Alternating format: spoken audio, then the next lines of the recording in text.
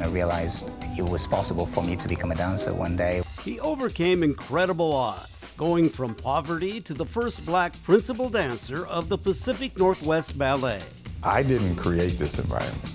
We created this environment. After 16 years as Seattle Center Director and 40 years total with the city, Robert Nellams is retiring. For years, her publications provided a voice to the CID, but big changes are ahead for Assunta Inc.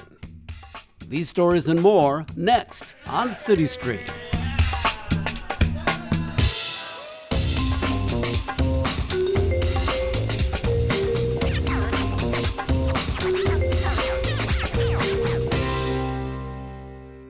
Hi, I'm Enrique Cerna, and welcome to CityStream from the Pike Place Market, where we're observing Black History Month. The market has long been a popular stop to find local produce, seafood, art, and culture. The vendors here are a diverse community and include 14 Black-owned businesses. We'll speak to several of them just ahead. But we begin with one of Seattle's cultural treasures, the Pacific Northwest Ballet, now celebrating its 50th anniversary. As it moves forward, PNB will remain committed to diversity, opening doors for people who historically haven't had opportunities in the ballet world. As Nicole Sanchez reports, that includes the recent promotion of the ballet's first Black principal dancer.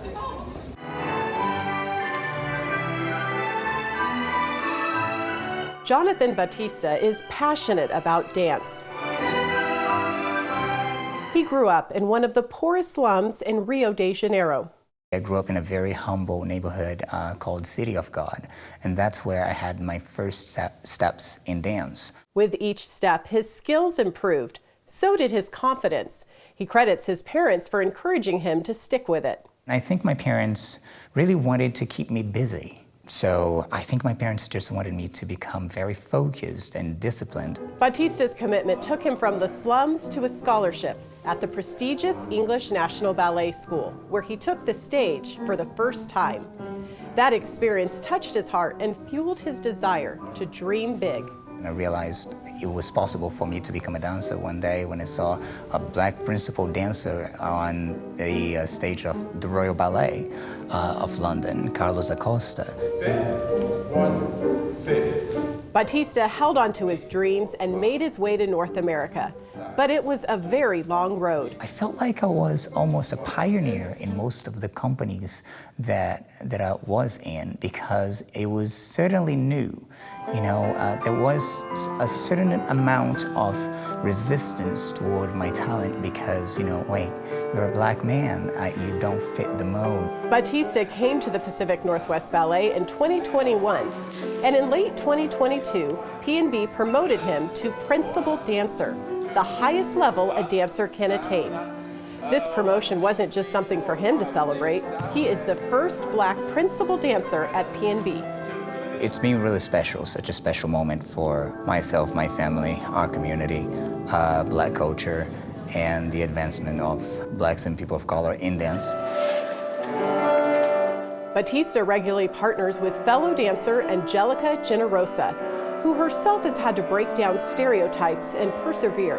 Love of ballet. I wanted to be with New York City Ballet on the East Coast, and unfortunately I was not hired just by my appearance and of looks, and I don't think it was about talent or anything of that. It was just I didn't fit the mold.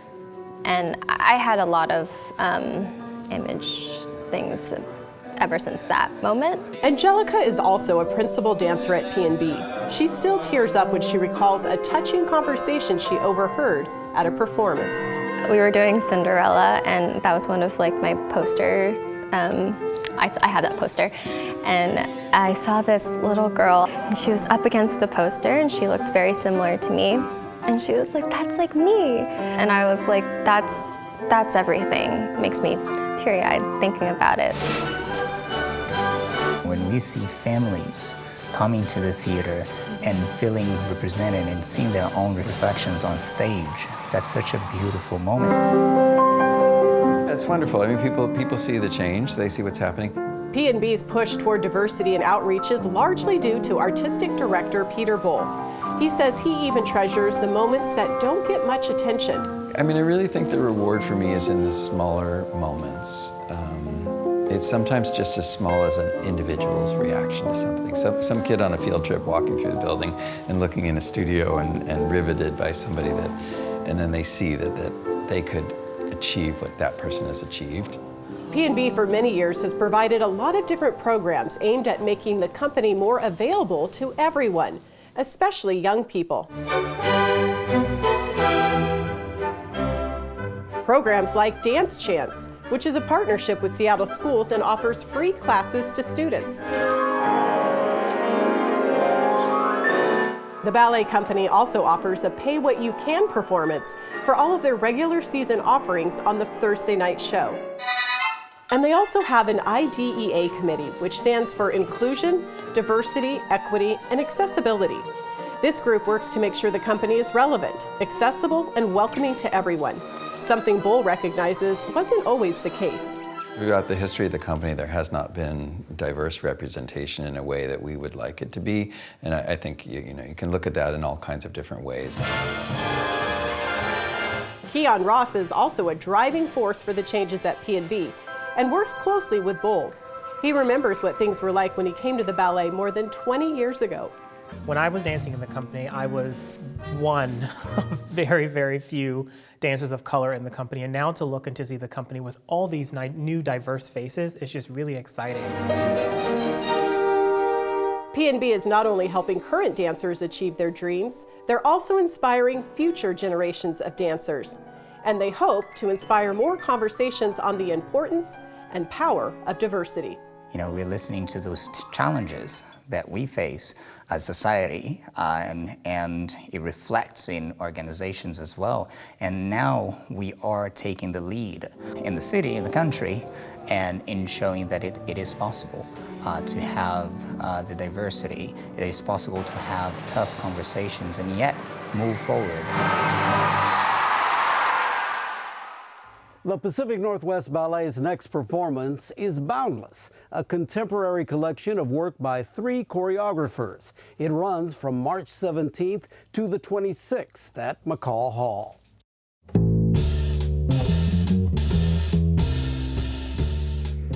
Well, as we mentioned earlier, we're celebrating Black History Month here at the Pike Place Market, and we're highlighting some of the Black-owned businesses. One of them is owned by J.B. Johnson, the BLMF Literary Saloon. So tell me about this bookstore. I've been here for 26 years. It's just a general stock of used books. I try to get the best material I could find because I'm getting people from all over the world here. You never know who's going to ask you for what next. So you have to be prepared. You have to carry a diversity of materials, and I think I, fulfill that need for downtown Seattle. Tell me about the saloon part of your name. So when I first started, this was back in '96. Me and my friends, fellow artists, other writers, we would sit around after hours, and we would discuss books, literature, things we were working on. It's a play on words for literary salon, but it's a saloon, so there was a bit of whiskey involved. Little happy hour? A little happy hour, yeah. It became a little too happy, so there was a little more drinking and a little less actual discussion, so I sort of had to nix that. You have so many books here and some of the great Black writers. Who would you recommend for Black History Month? First of all, you got Toni Morrison. If you haven't read Toni Morrison, why not? Alice Walker, James Baldwin. Been telling people to read Baldwin for years. Richard Wright. I'd also go with, my favorites are Walter Mosley. There's a new guy on the block named S.A. Cosby. He's written probably one of the best crime novels I've read in the last 20 years. It's called Blacktop Wasteland. If you haven't read it, get on it. Well, JB, this is a great store, and I hope people come and check it out. Thanks for your time. No problem.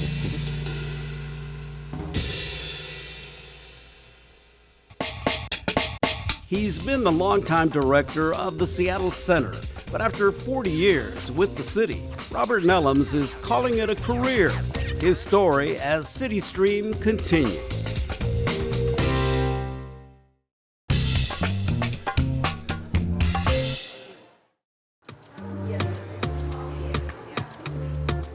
Welcome back to CityStream from the Pike Place Market, where we're celebrating Black History Month by highlighting some of the Black-owned businesses here at the market. And one of them is Our Fabric Stash, and the owner is Deborah Boone. Thank you very much for being here. I appreciate it. So tell me about the name and how it coincides with the business. Well, Our Fabric Stash is definitely a reflection of a collection of stashes from all across the country and literally all around the world. So you're not just local, No. You're national and global. Exactly. Fabric comes from all over. It comes from Africa, it comes from Asia, it comes from everywhere. Turkey. Oh, really? Yeah, it does. Comes from So everywhere. how do people get to know you nationally, internationally? I would say word of mouth, and specifically being at the market gives us that global presence. And folks travel all over the world and they tell friends and they said, make sure when you're in Seattle, you stop at Our Fabric Stash. Now, you've been here since what, 2015? 2015, yes. But you've been doing this kind of work for a long time. I have, I would say I came up with the idea in '94, and I should say that the store pays homage to the woman who taught me how to sew. And who was that? Her name was Cora Pinson, and she was a city councilwoman in Olympia.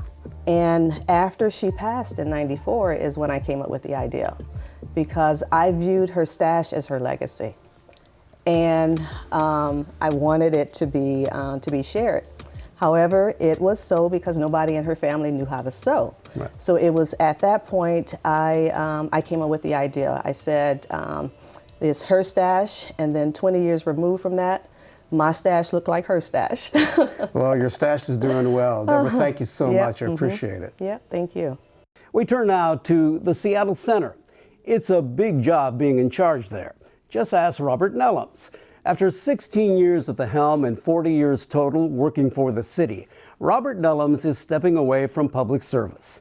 So what's his secret for a long and distinguished career? As producers Randy Ng and Shannon G explain, it takes humility, a strong sense of self, and a lot of love for the city of Seattle. I don't talk about me. If you've ever met or worked with Seattle Center Director Robert Nellams, you know he rarely uses I statements. And Nell's that type of guy. Nell's not going to, he's humble. Robert is not a look at me kind of person, and every opportunity that he has, he uplifts the work of his team. I love to be out in the public realm telling people about what all the things our staff are doing, all the things our partners are doing, all the things that we collectively are doing. Even in his office, it's what you don't see that speaks to his character, his humility. His awards and accolades sit largely out of view. He's happy just making it happen and not being someone that wants credit for it. I would like to see him get more praise for the stuff he's done, but that's just me. I'm mom. Robert, his mom, and his younger sister grew up in Seattle's Beacon Hill neighborhood. His father passed away before he turned 2, but he was far from being alone. There was my grandfather, my two great uncles,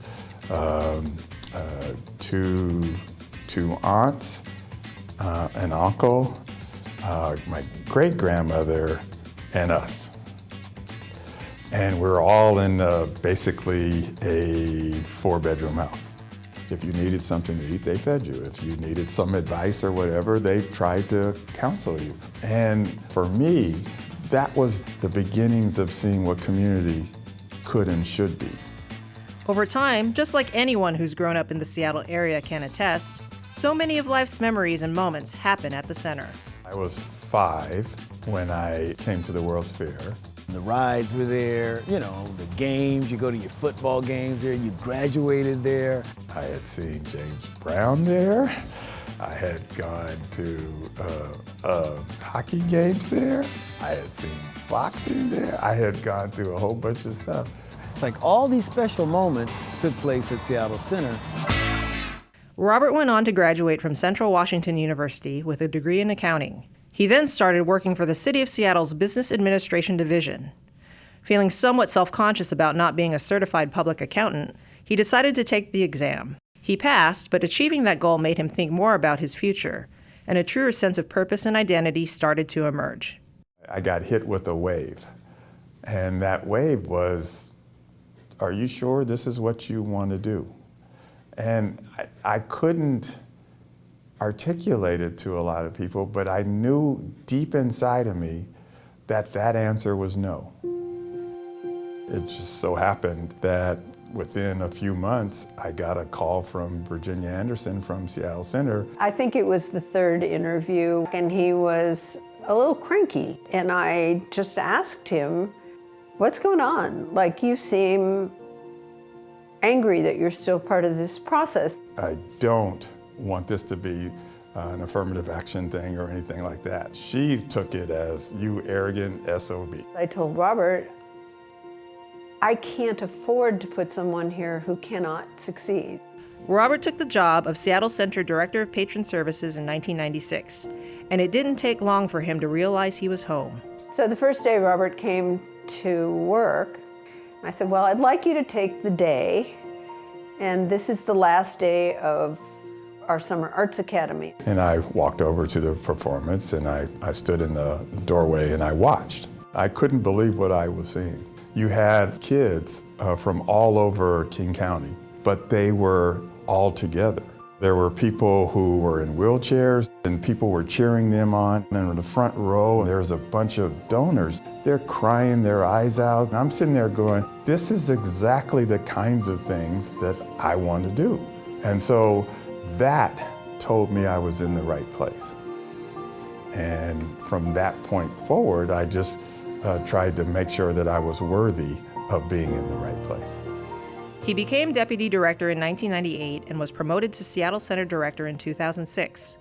His desire has always been to run the center as a community gathering place. I have tried to create the same kind of place that I was raised in. Everybody should feel like they belong here. And there's nothing better than to be in a place where you feel comfortable. Because if you can feel that, then you can let yourself out. You can be your best self. You know all the black folks in the city who are in lead positions. It was comforting. He wants to hear what you have to say, and that's empowering to speak your truth, right? To have a leader that says, I want to hear what you have to say. He's in a leadership role, which makes a difference. He's not on the bottom, he's on the top. And then look what he's accomplished for this city. The thing I'm most proud of is the Seattle King County Clinic. It is one of the best things we do. I volunteered, and I always was in the intake because I always wanted to be able to look people in the eye and tell them that they not only deserve this, but we were grateful to give it to them. And now, after 40 years of public service, Robert Nellams is ready to retire.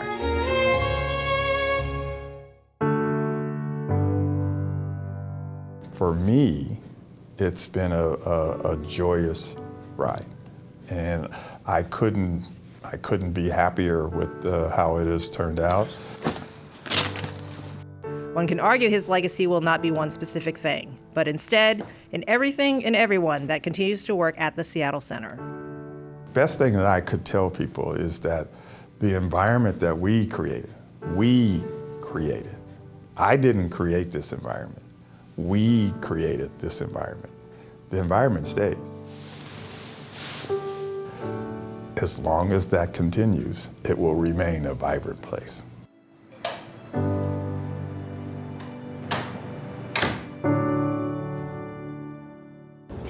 Nellams says he's looking forward to spending more time with his wife Jane and his immediate family. He also plans to hit the golf course with his buddies. He says he won't miss Zoom meetings or dealing with emergencies at Seattle Center. The search for a new director is already underway. Coming up on CityStream, she's not retiring, but after 40 years chronicling the Chinatown-International District, change is ahead for Assunta Inc.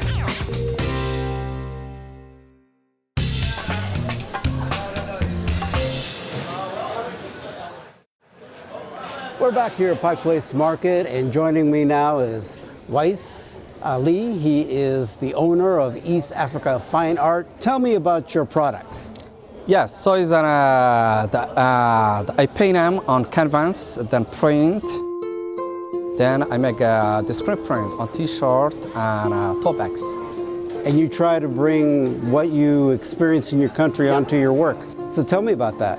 Djibouti is a country from the East Africa. They have a beautiful landscape and a beautiful wild, wildlife. Yeah. So you try to bring that to your T-shirts and to your paintings. Yeah.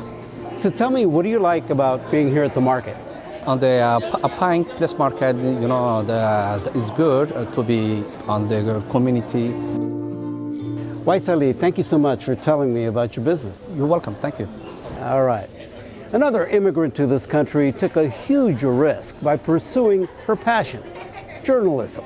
For 40 years, Assunta Ng has given a voice to the Chinatown-International District through her publications, the Northwest Asian Weekly and the Seattle Chinese Post. But major changes are ahead for Assunta, she explained during a recent episode of my podcast, Chino y Chicano. Newspapers are going through decline. There's no question about it. It doesn't matter what people say. But the truth is, everything is on this thing. Yeah.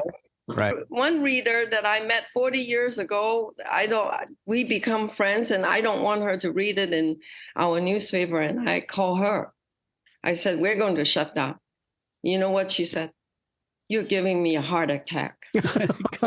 You're ceasing publication of a print publication of the Seattle Chinese Post. Yes. And the Northwest Asian Weekly. Yes. But you're continuing online. Online in the Asian Weekly only. Several years ago, Assunta was honored for her many contributions to the community. A retrospective by producers Matt Chan and Althea Chow reveal more about Assunta Ng.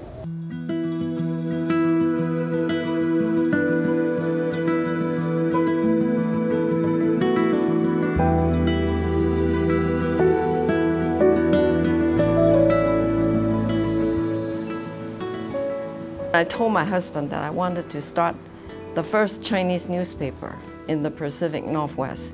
And my husband was really worried because if I can't make it, we will lose a lot of money. So I told my friends, this is what I want to do, and they were very surprised. In fact, they were saying that, well, what if you fail?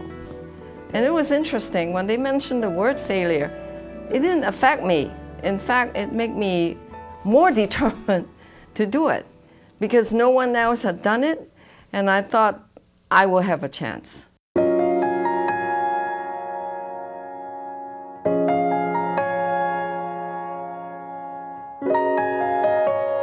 Taking that chance was a blessing. For the past 35 years, the Seattle Chinese Post, the Northwest Asian Weekly, and Assunta Ng have chronicled the lives and events that shaped the API communities of the Pacific Northwest. The newspapers have become a powerful force in the pursuit of social justice and a place for our stories to be told. As an international student who graduated from the University of Washington, Assunta became a teacher, but was drawn back to her community. Assunta recognized that Seattle's International District was suffering from a dearth of Chinese language news and information. In 1982, News in Seattle's Chinatown was a bulletin board on the corner of 7th and King Street. When we started, it was just the Chinese immigrant community. So we evolve and expand to American-born Chinese, and then later other groups of Asians. And just week after week, when people approach us, can you do this? Can you cover this? And we want to show, especially the elected officials, mainstream elected officials, we have the media presence, so they would not dare to do anything against the community or not working with the community, because in black and white, you cover our event, our meeting with them. So we become not so much a weapon, but a tool for the Asian community. It was clear from the beginning that the Northwest Asian Weekly was much more than a newspaper. It was an instrument that held up and honored all of our API communities to be celebrated as one with real political power. It showed the world who we are and gave us a voice. Well, when you think about a traditional role that a newspaper might play, it's a forum and it's an outlet for opinions, views, ideas. We're all shaped by the news that we read every single day. And the fact that there would be an outlet that just focuses on the news in our community, I think is a conscious way to empower and to build connections between people. So you might read the Northwest Asian Weekly and live in Bellevue, or you might live in the inner city in Seattle, but it becomes the common forum where you can exchange ideas and you know what's going on. So many of our mainstream media outlets actually look to the Northwest Asian Weekly to find out what is going on in our community. You know, the role that it played was to report the news from our perspective. It covered news that no mainstream corporate media would cover. That's why newspapers such as Northwest Asian Weekly is very much needed. Typically, culturally, we're very not out there, naturally. We're shy, and we often, our people are often scared and think that they don't have a place out there. But people like Assunta brings us out, and then lets other people know who we are.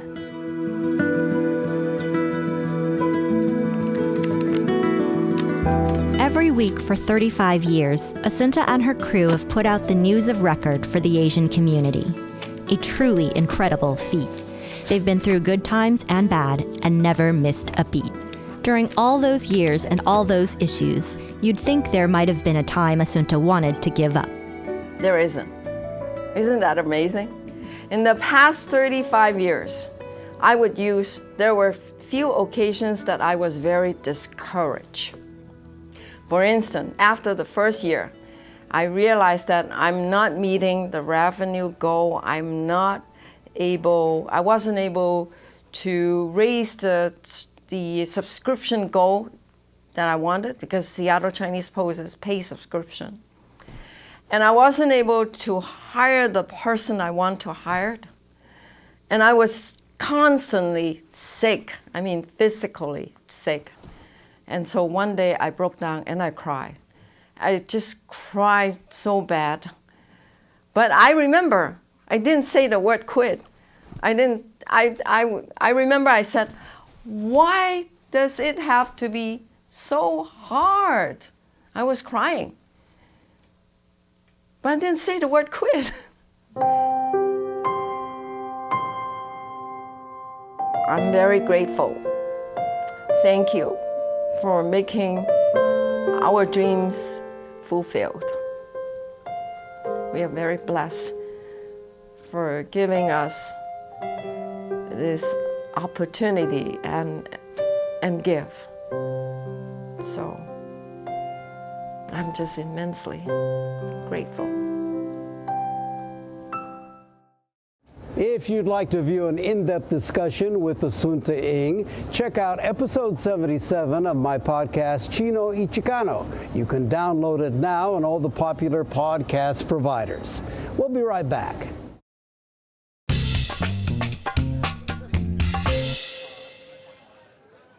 That wraps up this episode of CityStream from Pike Place Market, a community that values diversity and inclusion. Plus, it's a great place to honor Black History Month by visiting one of the 14 Black-owned businesses here. I'm Enrique Cerna. Thank you for watching.